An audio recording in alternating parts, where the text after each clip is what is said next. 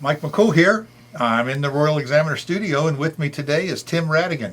Tim is, I guess, now known as the Back to Blue guy. You've seen his signs. Tim, let's hold up these signs here so everybody knows what we're talking about here. This is a sign that National Media Services did for you, Tim. The one side says support the Front Royal Police Department, and then the other side, we support the Warren County Sheriff's Office. So we did signs. We'll go ahead and set that down here. And what have we got here? We have the same thing in a bumper sticker. So we have we support the Front Royal Police Department and we support the County Sheriff's Office. So we're going to talk about is supporting our local law enforcement officers. Yes, and which is a pretty big movement going on right at the moment. There's been so negative police activity, I would say, throughout some of these blue states. Defund the police, police go home, et cetera, and I just don't get it. I just can't understand. I don't get it. So yeah, I don't. I kind of have a hard time understanding it as well. And the very disturbing part of it is it's here in Virginia as well. If you read the information from the governor's office and some of the House of Delegate members they're buying into this scale down on the training and the number of law enforcement officers and throwing the school resource officers out, and it really is quite disturbing, and it's one of the reasons why I started this initiative. Well, it's kind of taken a life on of its own. It's growing. So yes, bring it us up has. to date on. Yes, it you has. and your wife kind of started this thing. I think you had a vision or something. Yes, it all came out of a Facebook post, and it was a very disturbing Facebook post. And I got up about, I guess it was 3 o'clock in the morning, and I just sat there for the rest of the, until about 5 or 6 when my wife got up, and we sat down and we talked about it. So started off with us funding the first 150 signs, and then I decided, why don't we just go ahead and create a Facebook group as well, Warren County Front Royal Backs the Blue. And before I realized it, the Facebook group has been up for, it'll be 3 weeks tomorrow. And we are now approaching, I think we're about 75 away from 1,000 members. Wow. And out of those 925 members, I managed to find 2, what I like to call my advisors, strong volunteers and that sort of thing. And I'm almost forgetting the most important part. The Fraternal Order of Police got in touch with us. And we met with them. We told them what our dream was, our vision was, and what we had planned. And before I even knew what was happening, we got the endorsement.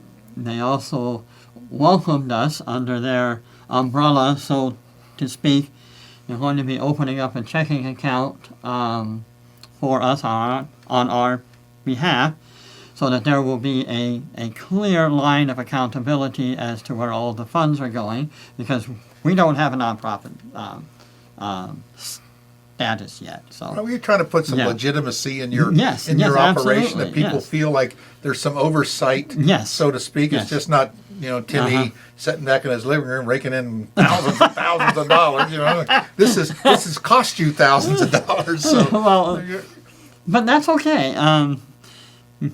So what we're doing, and I just want to make it clear, is a lot of people call this product, and I'm like, no, I'm not going to call it product. I'm going to call it tools in which to get the message out. That being said, we are proud to announce that we'll be kicking off our first major event, and that's, I know you don't have a whole lot of time between here and now. But on September the 1st, that's Tuesday evening, lineup will begin right around 6:30, and it'll be on Skyline Vista Drive, probably best if you're going to participate in the Law Enforcement Appreciation Parade, that you line up coming in from Skyline High School. I was going to say Skyline Vista Drive is Yes. where the Warren County Sheriff's Office is. Yes, and it comes out onto West Kreiser Road. Right. Now, when everybody's lined up at about 7 o'clock, we're going to start the Law Enforcement Appreciation Parade. And we're not having any marching units. It's all based off of those, I guess you can call them COVID-19 style birthday party parades. Right. Yeah, we're going to ride through town and, make as much noise and, honking of horns and probably cheers and chants and that sort of thing. And so that's what we have planned. There's actually an event page on Facebook that you can go on to check the numbers. Last I checked, we had about 60 units or 60 people who have committed to actually attending the parade, and we got over 300 people that are interested. So it's going to be a pretty big deal. We've invited the town council members, the Warren County Board of Supervisors, and of course the police and the sheriff and the Fraternal Order of Police. They're invited. And he invited as well. the Royal Examiner as well. Yes. I'm sure we can get Mark to stand off the side of the road and record. No, I'm kidding. Yeah. So. Yeah, it sounds. I mean, that parade worked for Crazy Willie and the CNC Fun Day. Yes. He had a parade. I think the thing lasted like 3 hours or something. Well, I hope it doesn't. Ours. He went he tried to go up and down every street in Front Royal. Yes. But it was very successful, and the community supported it. So I'm sure they'll do the same for you. I think that's Well, let me give you the route first. Otherwise, we'll have people driving all over Front Royal honking horns. Right. The parade route is actually going to, at West Kreiser and South Royal, we're going to take a left on South Royal.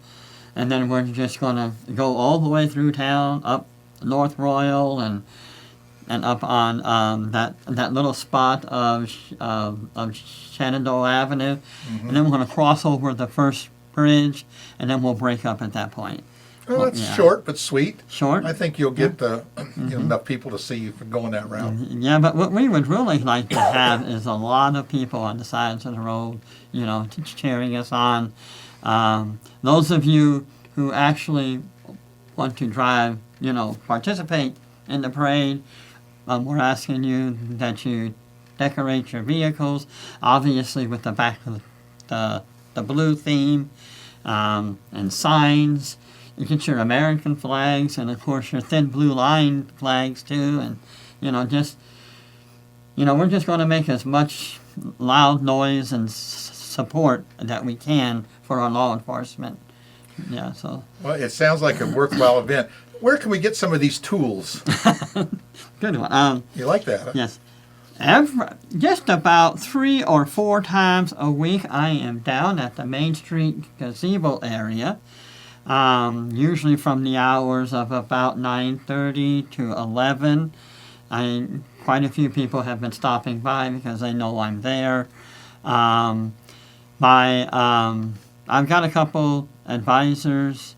One is named Jeannie. I can't quite remember her last name, but if you check the Facebook group, I always make an announcement, or she will make an announcement, as to where she'll be on any given day. Or they can just message you. Or they can message me. Right. Yeah. Yes, absolutely. So you're going to hand these signs out, and obviously a small donation to help oversee the cost would be appropriate. They can just make a donation to the Front Royal, the FOP, right?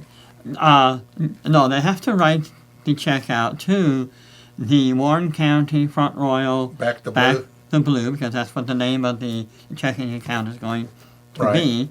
But it's going. But you can, hand the check to one of us, and then we'll turn it over to the FOB, and they'll, of course, handle it. Sure. Yeah. So it sounds like we're really giving our law enforcement officers support. which is, I think, a good thing, a great thing, and I know they really appreciate it. Yeah. Now there is something else that I do have to say, because of the nature of the cause. Warren County Front Royal Back the Blue will be endorsing town council candidates based on their stance of law enforcement. So, Are you going to have a candidate forum? We haven't ironed that all out yet, but we're going to, figure out a way. I'd love to do a forum. I got a couple people in mind that may have some space available. I want to talk to, see if they would be willing. A nonpartisan forum. Yes, absolutely. A lot of people say, well, you can't invite those Republicans. And I'm like, well, those Republicans are not nominated. They are endorsed. There's a big difference, okay? If you look on the ballot, you're not going to see an R next to them. No, you may see those candidates in much larger and bold letters, okay, because it is a sample ballot made by the Republican committee, so they're going to want the people that they're supporting to be highlighted in some way. Well, sure. So every candidate, whether they're endorsed by a political party or not, is still considered nonpartisan. Sure, right. Our elections are nonpartisan, so we'll invite everybody. The more the merrier. Absolutely. I've actually had a few of the town council members reach out to me and ask if the Front Royal, or if our organization is going to endorse candidates, and I told them that yes, we will be doing that. But just because you have the endorsement of one particular organization doesn't necessarily mean you're going to get, our endorsement. Sure, I understand. While we're talking about forums and political issues, which in a non-political interview, David Downs and the beer party is going to have a meet and greet, and he's invited all the candidates there on September 12th. So Wonderful. I think the more opportunity you have to get out and meet candidates, it's important, and I think we should do that. Yes. It's also important to support our local law enforcement officers. Earlier today, we spoke to Jerry Matico, the fire marshal. Oh, yeah. And we support our fire department. And it's majority of volunteers, and it's a lot of work to become a fireman. It's a lot of work to become a police officer. It takes a lot of dedication. Absolutely. And these are careers that people are really dedicated to, and they really have a deep connection to their career path. So Yes, I think it's do. for us, and they put their life on the line every time they walk out the door. And I think that it's going to get worse. There's a bunch of crazy people out there, and it's who do we call when we have a problem? We either call the fire department, we call law enforcement. Yeah. And those are the people that are, That's true. and our EMTs, our first responders. Yes, so they got that absolutely. name, first responders. First responders means- when everybody else is running away, these are people that run to the situation. Yes. And you see that when you see the video of like shootings they had in Las Vegas and things. People are running this way, and here comes the police and the EMTs come rushing in. They're going towards all the action and stuff. So that's dedication and really something we need to support. Yeah, there is something that I would like to say as well. Recently, we heard the story of this 17-year-old. He was a minor. He shouldn't have had that, rifle out in public, anyway. And, let the law enforcement officers, let the men and women who are trained to do their jobs, unless they find themselves in a position where they can no longer do it, and then they need help. Right. But, as long as they're able to do something, let them do their job, or let them try Sure. to do their job, because a lot of people are very well intentioned, and then they find themselves in a situation like that 17-year-old did. Right. Well, and also don't think you can hide behind your COVID mask, because They're Pepper spray and tear gas. yeah. They have, trust me, pepper spray goes right through them. Yes, it does. But Yes, it does. there's ways to identify people. Just because you're wearing a mask doesn't mean they're not going to find out who you are. And it's also like the anonymity of the keyboard. Trust me, just because you're online and on Facebook making comments about things. Oh, they can still do. So I think we just need to use a little common sense and think Absolutely, twice. yes. And that's in everything. And be careful. Yes. Tim, I appreciate everything you're doing here in our community. I know you've worked for other media organizations over the years. See how I blended that in there? Yeah, I saw how you did that. And I know that you've kept the public informed of a lot of things going on in our community, and as well as what we do here at the Royal Examiner. And this is a great work I think you and your wife have taken on, and I know it's appreciated by our law enforcement officers and the community in general. So again, thanks again, appreciate it. Keep us up to date. We'll get together again maybe next month, and we'll see what things. This is not going to end. No, This is going to be an ongoing project. No, we have the holidays coming up. Right. So we're sitting down and we're kind of tossing around a few ideas as to, what we can do, for the law enforcement during the holidays. What we're trying to do too is change the perception and people's attitudes about. We're being bombarded by the mainstream media, to use that phrase, and really just blasting us with all this negativity of police officers. And we know the statistics just don't hold water. I mean, they're not true at all. And I think people need to, before they start making these rash statements and judgments, they really need to get the facts and see how it is. If we could just figure out a way for the violence to stop. Well, violence begets violence, and if Yes. you're not careful, you might be the one that's going to have your head beat on. If you know what I mean? Well, I don't plan not on you, going but out. I mean, that's what happens. People Yeah. think it's not going to happen to them, and they go out to these places. Well, one of the news outlets said something last night. I don't know if you caught it or not, but something tells me that the violence is going to come to a relatively quick end. I heard some things to that nature. So we'll cover that next time. We'll cover that next time. All right. Again, Tim, I really appreciate you coming in, talking to us, and Thank keep you. up the good work. Okay, and Thanks. thank you. Thank you.